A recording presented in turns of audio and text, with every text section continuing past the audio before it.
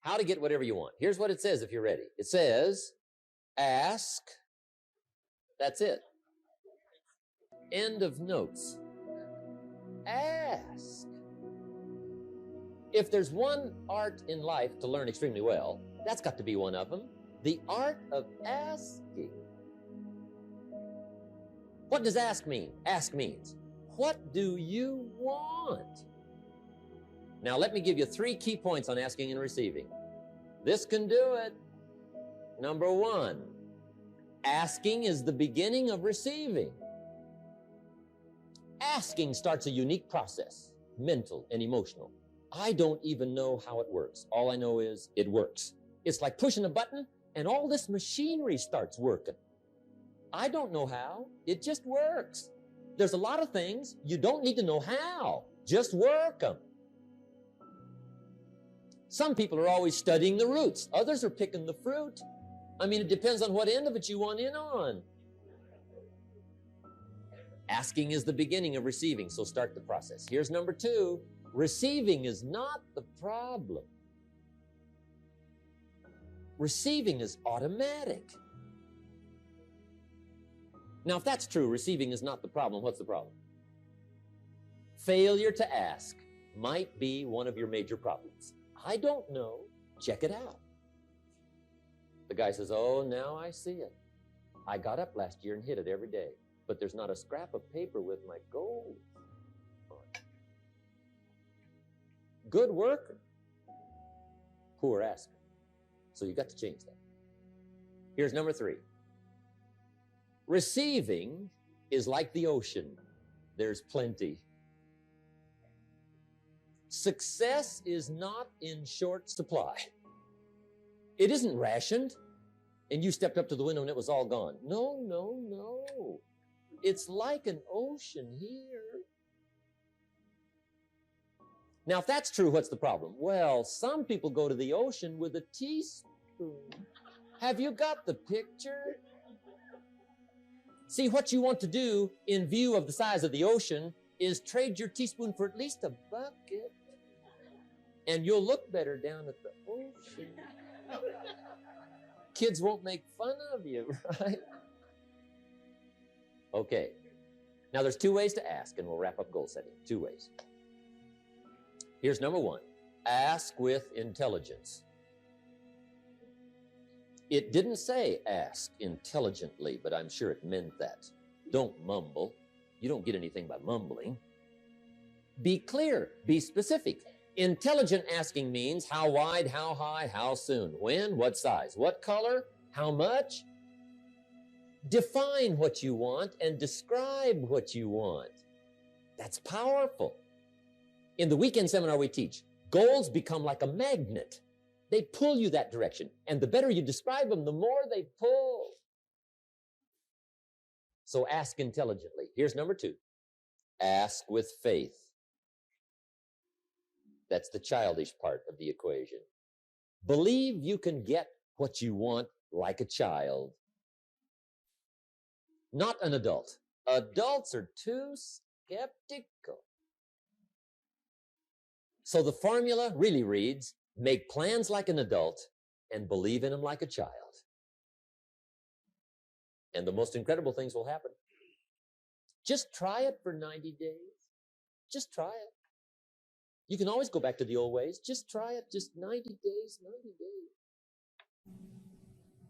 Now, here's the last qualifying phrase on goal setting, as we promised to qualify everything. And it simply goes like this. Remember, you won't get everything you want. And we've already studied the reason for that. Simply, sometimes it hails on your crop and rains on your parade.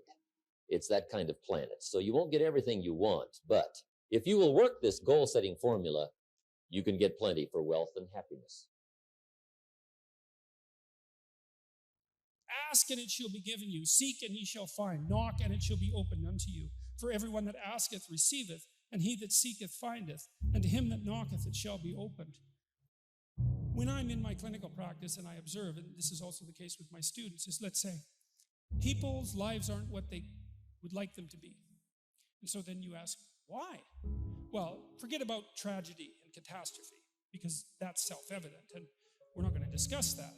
Although the degree to which you bring about your own tragedy is always indeterminate. But I would never say that every terrible thing that is visited on a person is something they deserved. I think that that's a very dangerous presupposition, especially because everyone gets sick and everyone dies. But one of the main reasons that people don't get what they want is because they don't actually figure out what it is. And the probability that you're going to get what would be good for you, let's say, which would even be better than what you want, right? Because you might be wrong about what you want easily. But maybe you could get what would really be good for you. Well, why don't you? Well, because you don't try. You don't think, okay, here's what I would like if I could have it. Imagine that you were taking care of yourself like you were someone you actually cared for. And then you thought, okay, I'm caring for this person. I would like things to go as well for them as possible. What would their life have to be like in order for that to be the case? Well, people don't do that. They don't sit down and think, all right, let's figure it out. You've got a life. It's hard, obviously. It's like 3 years from now, you can have what you need. But you have to figure out what it is. And then you have to aim at it. Well, my experience with people has been is if they figure out what it is that would be good for them, and then they aim at it, then they get it. But a huge part of the reason that people fail is because they don't ever set up the criteria for success. And so since success is a very narrow line and very unlikely, the probability that you're going to stumble on it randomly is zero. And so there's a proposition here, and the proposition is if you actually want something, you can have it. Now, the question then would be, well, what do you mean by actually want?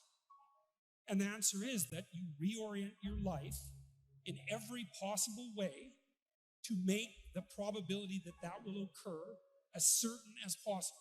And that's a sacrificial idea, right? It's like, you don't get everything, but maybe you can have what you need. And maybe all you have to do to get it is ask. This is a form of prayer, knocking. Sit on your bed one day and ask yourself, what remarkably stupid things am I doing on a regular basis to absolutely screw up my life? And if you actually ask that question, but you have to want to know the answer, right? Because that's actually what asking the question means. It doesn't mean just mouthing the words. It means you have to decide that you want to know. You'll figure that out so fast it'll make your hair curl. Whatever your conscience is. But it's something that you can consult. It's like the Socratic daemon. Socrates said that the thing that made him different than everyone else in Greece was that he consulted his daemon, his genius. He asked himself how it was that he should conduct himself in the world, and then he did that, whatever it was. He didn't try to force a solution, He didn't try to force a solution selfishly. He asked, I'm going to manifest myself in the best possible manner in the world. I would like to do that. What would that be? Well, you're perfectly capable of thinking. God only knows how. You're perfectly capable of immense feats of imagination and dream and fantasies. God only knows how you do all of that. What would happen if you consulted yourself about the best possible outcome for you? You might get an answer. Well, that's what this proposition is. Life will pay whatever price you ask of it. You know what's interesting? You got to ask intelligently. In the Bible, it says, ask and you shall what? Yeah, pretty good formula. You ought to look into it. But you know what? It says, ask and you shall receive, but I'm sure it meant ask intelligently. I'm sure that's what God meant. I'm sure he didn't mean bitch and you will receive. Whine and you will receive. I don't think that was the instruction. Now, if you were going to ask intelligently, there might be 5 elements of that. Number 1, you'd have to ask specifically, wouldn't you? We wouldn't ask in a general way. People do it all the time. They go, I want more money. Fine, here's $1. Get out of here. Very often, you're getting what you're asking for. You're just not aware of how general you're asking. Clarity is power. The more clear you are about exactly what it is you want, the more your brain knows how to get there. Your brain, when you condition it, knows exactly what to go for and it'll find a way to get there. Do you ever buy a certain outfit or a certain car and suddenly see that car outfit everywhere? How many of you have had that experience? Say, aye. How come that car outfit's everywhere? It always was everywhere, but now you notice it. And the reason is because there's a part of your brain called the reticular activating system, the RAS. That part of your brain determines what you notice and what you don't notice. Your brain spends most of its time trying to make sure you don't notice because you'll go crazy if you notice everything. But when you decide what's most important to you, your brain goes after it. Everyone I know who's successful builds what I call an RPM plan. An RPM is built on the metaphor that the way to get from where you are to where do you want to go to the fastest is you got to build power, like in a car, RPMs. And the R stands for they know the result they're after. They know what they want precisely. If you don't know exactly what you want, or you let yourself get beyond that into something general, you're not going to achieve it. Clarity is power. You got to know the specific result you're after. What do you want? If you can't answer that question right now in your personal life, in your body, in your relationships, in your finances, in your spirituality, then you're not going to be as fulfilled as you want to be. The second part of it, you got to know P, why you're doing it. Because you know what? You may get a big goal as soon as I want to make $1 billion. I want to bring peace to the earth. Why? Because as soon as you come up with a goal, all the obstacles show up. Unless you've got enough emotional drive to break through that, you're never going to discover what it really takes. So you got to get yourself past that. And the way to get past that is have enough reasons. Reasons come first, answers come second. To ask intelligently, you got to ask specifically. To ask intelligently, you got to know why you want it, have enough drive to make it happen, enough juice to make it happen. If you don't have enough reasons, you will not make it happen. And the M is, what is your massive action plan? What is going to get you to actually fall through? Because the first plan's not going to work and the second plan's going to work, so you better have enough plans that if the first two don't work, you still got something else. Otherwise, you're going to be having excuses why it didn't work. So asking intelligently requires that.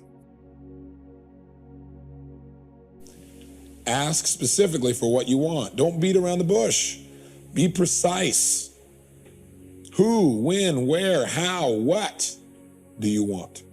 Specifically, define it. Be precise. The more precise you are, the more you empower your own brain to assist you with the resources you'll need to manifest that result that you desire, as well as you'll be able to communicate to other people what your wants are. And they'll be able to help you more effectively. So number one, you must ask specifically. Number two, you must ask someone who can help you.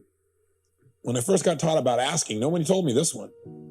You got to ask somebody who will help you, who has the ability to help you. A lot of people want to, but they don't have the ability. So you say, oh, I asked and I didn't receive. You didn't ask intelligent. You got to ask someone who has the ability to help you. For example, if you have terrible personal relationships, would you go to somebody else who has terrible personal relationships and say, hey, teach me what I can do to change my relationships?